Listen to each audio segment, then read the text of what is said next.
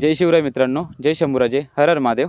मित्रांनो, तर एका मित्राने आपल्याला अशी कमेंट केली आहे की आपण शेवग्यांची शेती अशी आपण एक व्हिडिओ बनवली होती. तर ती शेती कशी केली जाते अशी आपण एक व्हिडिओ बनवली होती. तर त्यांचं असं म्हणणं आहे आम्ही पण अशी लागवड केली होती पण आम्ही फेल झालो आहोत. तर तुम्ही आम्हाला तुम्ही जी झाडं लावली होती ती एकदा ग्रो झाली काय दाखवा. तर आज तुम्हाला तेच दाखवणार आहे आणि मी अजून काय काय स्टेप वाढवल्यात त्याच्यात ते तुम्हाला पूर्णपणे माहिती देणार आहे. तर चला. तर मित्रांनो, एक त्या झाडांच्या इथं एक झाड लावलेलं आहे, दुसरा तिथं आहे, एक तिकडं आहे, एक इथे लावलेलं आहे, एक इथे लावलेलं आहे आणि एक इथे लावलेलं आहे. 7 झाडं लावली होती. 7 झाडांपैकी किती झाडं जगली ती दाखवतो तुम्हाला मी. तर हा बघा तुम्ही, हा बघा जगलाय ना मित्रांनो. जेव्हा लावलं होतं 7 ते 8 दिवसानंतर ह्याच्यावरती जी पिशवी लावली होती ती काढली होती. जेव्हा मूल पकडतं ना हा झाड तेव्हा ती पिशवी काढायची. मित्रांनो, हा झाड जगलाय नाही. न जगण्याचं कारण काय बघा, हा वरती जळलेला दिसतोय तुम्हाला. हा बघा, सांगतो तुम्हाला का जळलाय आणि कशामुळे जळलाय. तर हा पण जळला होता पण हा जगलाय. हा बघा,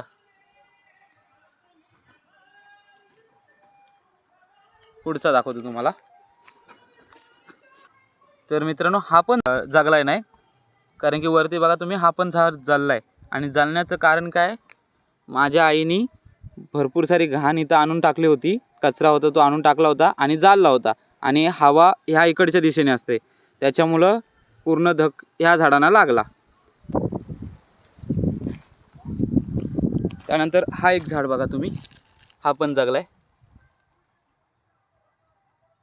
ओके. तर मित्रांनो, हा पण झाड बघा, हा पण जगलाय. हा बघ, हा पण झाड जगलाय बघा तुम्ही मित्रांनो.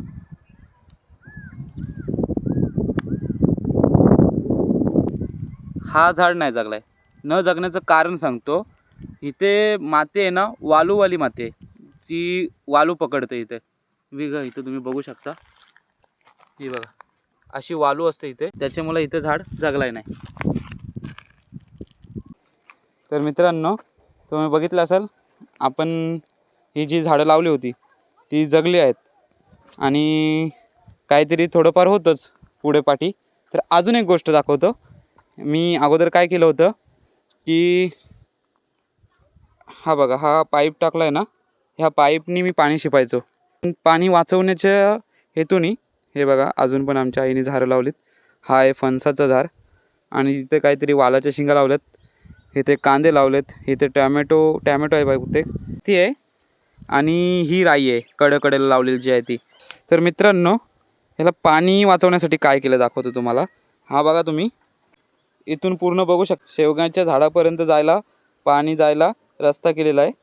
तर हा असा इथून येते तुम्हाला इथून. तर आता इथून बघा, जो आपला बाथरूमचा कपडे धुण्याचा किंवा अंघोळीचा पाणी आहे ना, तो जातोय. तर तुम्ही मित्रांनो बघू शकता, असं पत्र्याची नाली टाकून पाणी पुढे गेलेलं आहे. आणि इथं बघा, बाथरूमचा हा जो पाणी येतो ते इथं अशी बाटली लावली, कापून होल करून ह्याच्यात बसवली आणि ती पत्र्याच्या नालीवरून इथं जातो. पण एकदाच फ्लो आला की तो पाणी बाहेर उडायचा. तर त्याच्यामुळं ही अशी बॉटल कापून लावली. जो बाटलीचा तोंड होता तो कट केलेला आहे, त्याच्याने पाणी हा सरळ जातोय. एक त्या साईडला पण पाणी जात नाही, बाहेरच्या बाजूला पण जात नाही, इकडे बाहेर पण निघत नाही पाणी. व्यवस्थित नालीच्या लाईनीनी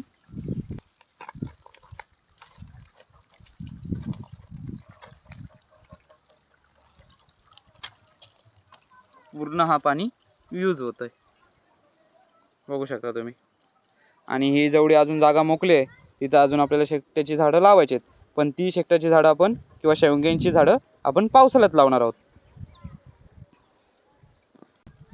तर धन्यवाद मित्रांनो. तुम्हाला कमेंट करून नक्की सांगा तुम्हाला ही माहिती कशी वाटली. आणि व्हिडिओ आवडली असेल तर लाईक करा, कमेंट करा, शेअर करा आणि सबस्क्राईब करा. चला, थँक्यू, धन्यवाद, बाय. जय शिवराय, जय शंभूराजे, हर हर महादेव.